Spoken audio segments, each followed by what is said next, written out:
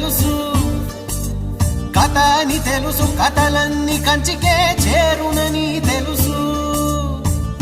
తెలుసు తెర తొలుగుతుందని, తెలుసు తెల్లారుతుందని, తెలుసు ఈ కట్టె పుట్టుకుమంటదని, తెలుసు ఈ మట్టి మట్టిలో కలిసిపోతదని.